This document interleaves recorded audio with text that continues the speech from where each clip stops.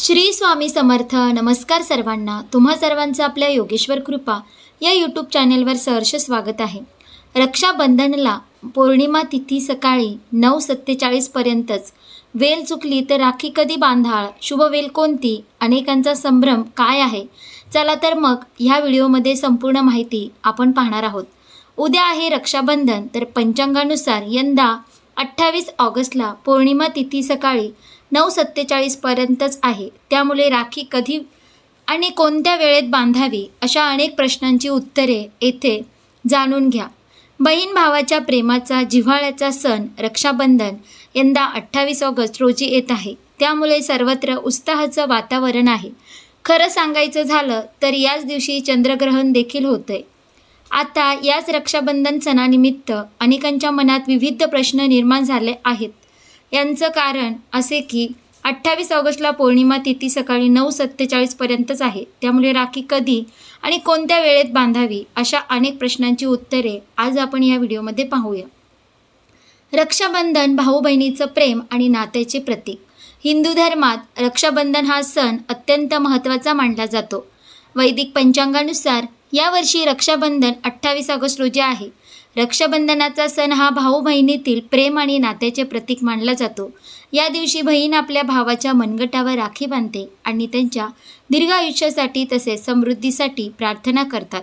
त्यामुळे यंदा 28 ऑगस्टला पौर्णिमा तिथी सकाळी 9:47पर्यंतच आहे. जर तुम्हाला राखी बांधण्यासाठी सर्वात शुभ वेळ कोणती असा प्रश्न पडला असेल तर खालील माहिती जाणून घ्या. रक्षाबंधन 2026ची अचूक तिथी आणि वेळ.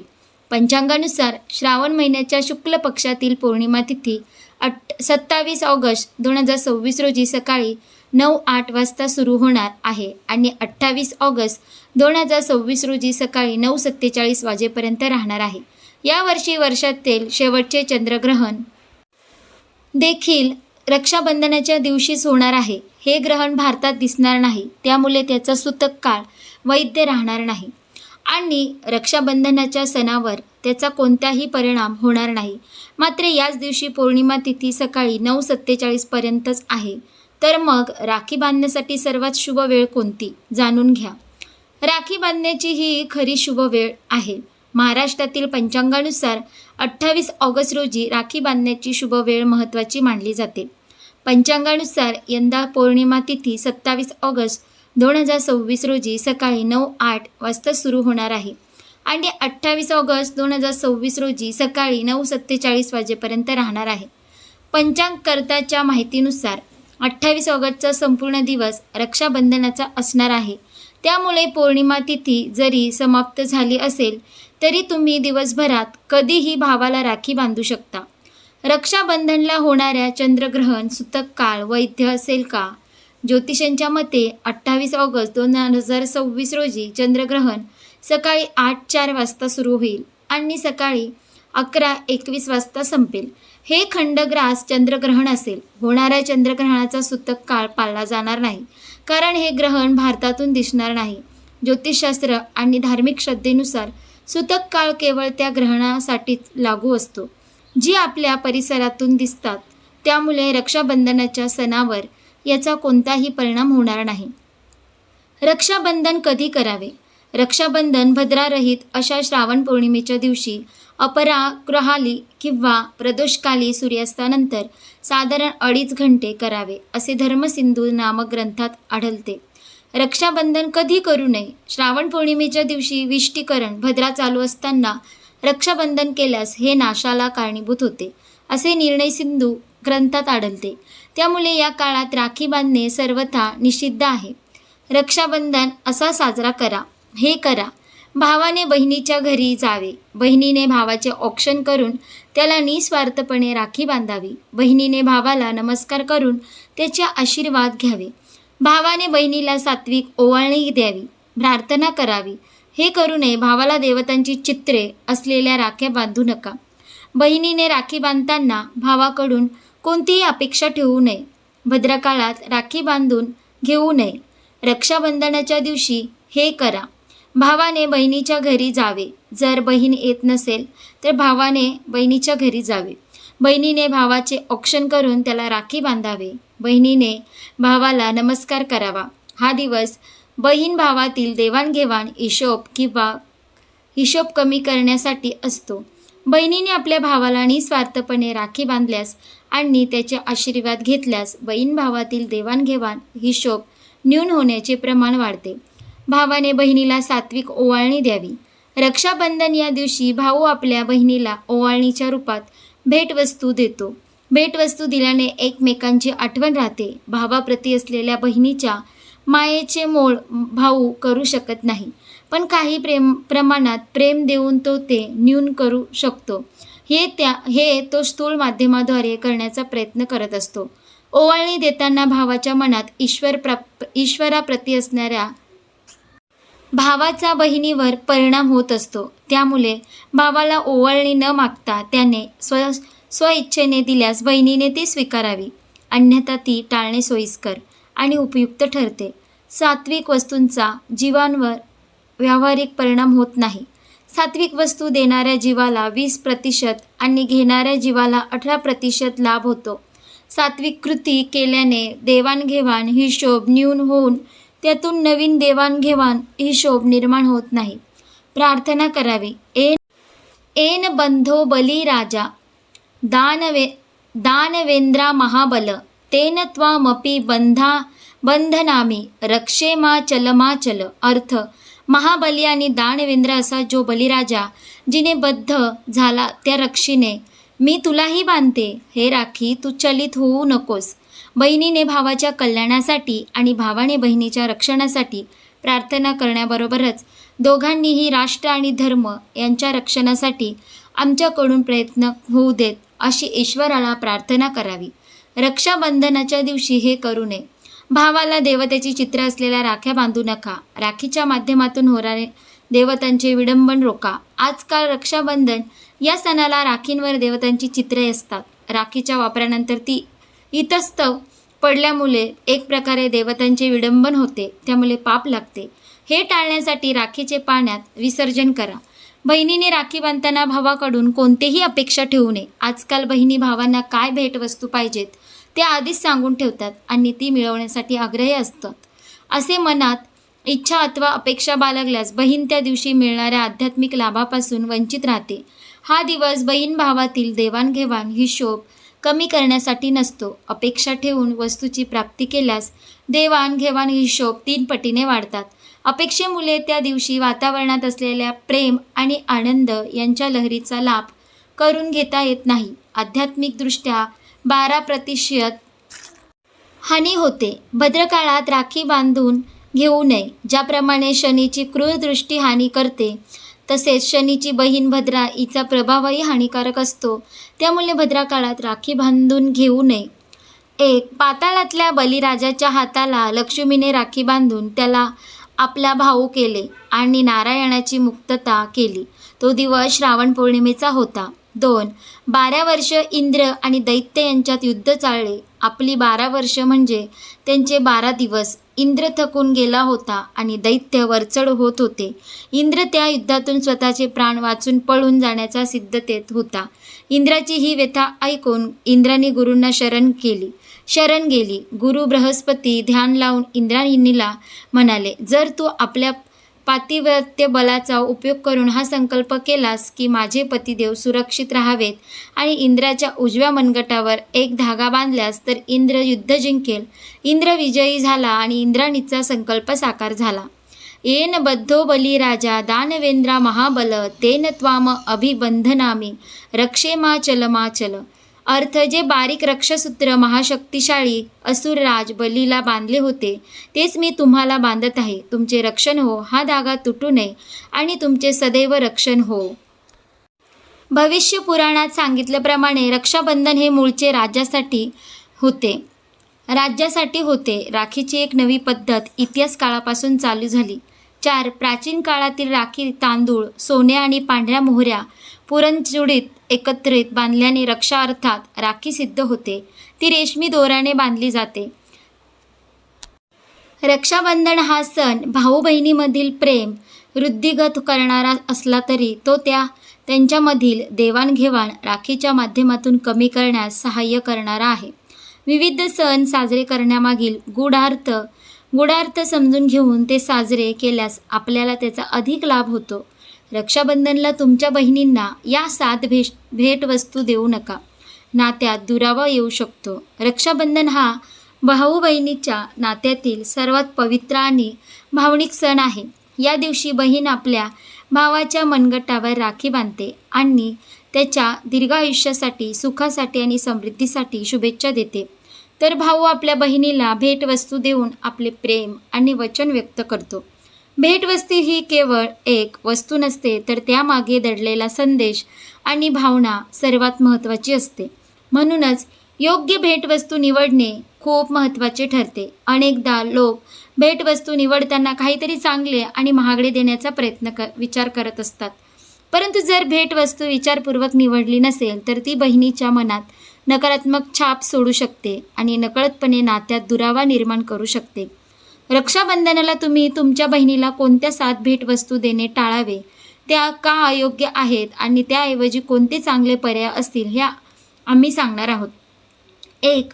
जास्त रोख रक्कम देणे. बहिणीला रोख रक्कम देणे हा एक सोपा आणि सुरक्षित पर्याय वाटत असला तरी रक्षाबंधनाला केवळ पैसे दिल्याने कधी कधी नाते औपचारिक वाटू लागते. यामुळे असा समज होऊ शकतो की तुम्ही भेटवस्तूसाठी वेळ आणि विचार केला नाही आणि केवळ औपचारिकता पूर्ण करत आहात. त्याऐवजी तिला वैयक्तिक भेटवस्तू, तिच्या गरजेच्या वस्तू किंवा तिच्या छंदाशी संबंधित भेटवस्तू द्या, जेणेकरून तिला वाटेल की तुम्ही विचारपूर्वक निवड केली आहे.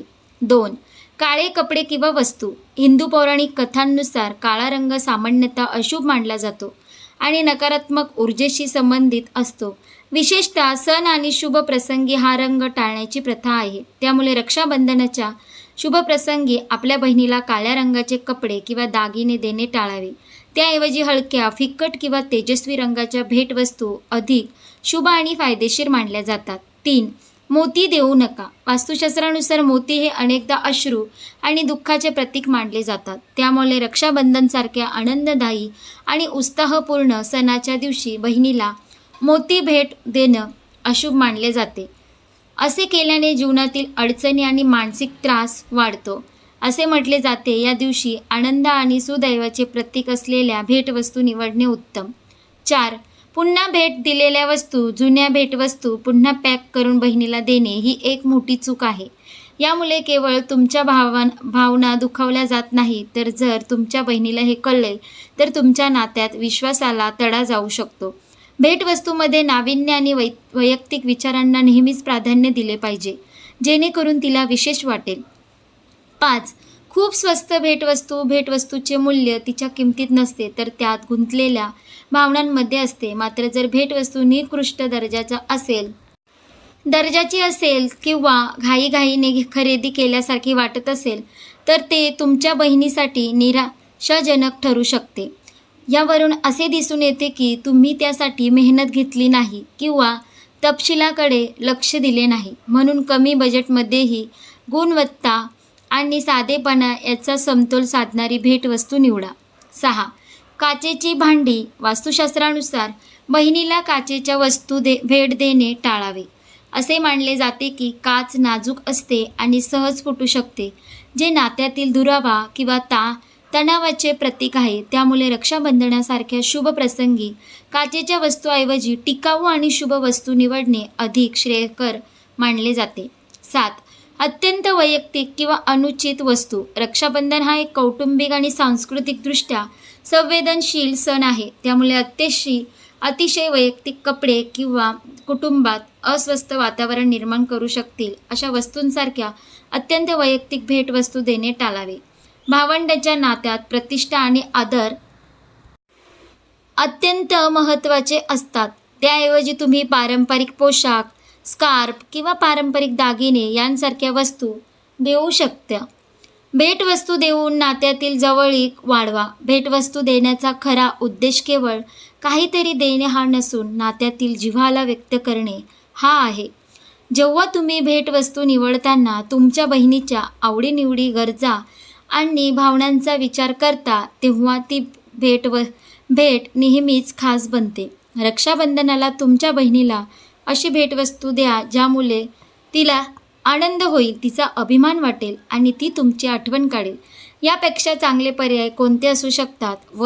वैयक्तिकृत भेटवस्तू जसे की नाव किंवा फोटो असलेला मग, कुशन किंवा पेन, दागिने विशेषतः बहिणीच्या आवडीनुसार असलेले डिझाईन, त्वचेची काळजी किंवा आरोग्य किट, तिच्या गरजेनुसार पुस्तके किंवा छंदाशी संबंधित वस्तू, जर तिला वाचनात किंवा कोणत्याही हस्तकलेत रस असेल, अनुभवात्मक भेटवस्तू जसे की स्पा, वाउचर, सहल किंवा एखादा क्लास तुम्ही देऊ शकता.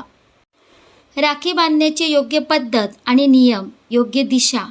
राखी बांधताना बहिणीने पूर्वेकडे किंवा उत्तरेकडे तोंड करून बसावे आणि भावाने आपले तोंड पश्चिमेकडे किंवा दक्षिण दिशेला ठेवावे. योग्य हात. राखी नेहमी भावाच्या उजव्या हाताच्या मनगटावर बांधली पाहिजे, कारण उजवा हात शुभ आणि कर्माचा हात मानला जातो. गाठी मारणे. धार्मिक मान्यतेनुसार भावाला राखी बांधताना 3 गाठी मारणे अत्यंत शुभ मानले जाते.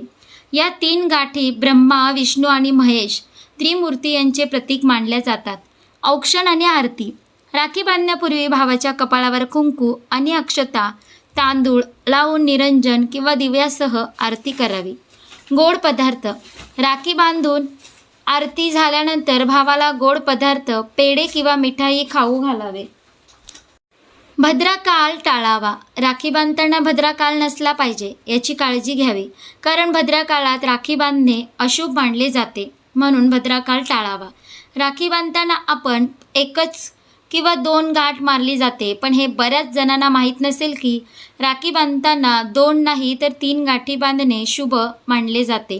होय, राखीमध्ये 3 गाठी बांधणे शुभ मानले जाते. या 3 गाठीच्या मागे काही कारणे आहेत जी प्रत्येकाने जाणून घेतलीच पाहिजे. या प्रत्येक गाठीला काही ना काही अर्थ आहेत, जसे की पहिली गाठ भावाच्या दीर्घ आयुष्यासाठी, दुसरी गाठ स्वतःच्या दीर्घ आयुष्यासाठी आणि तिसरी गाठ नात्यात गोडवा आणण्यासाठी बांधली जाते.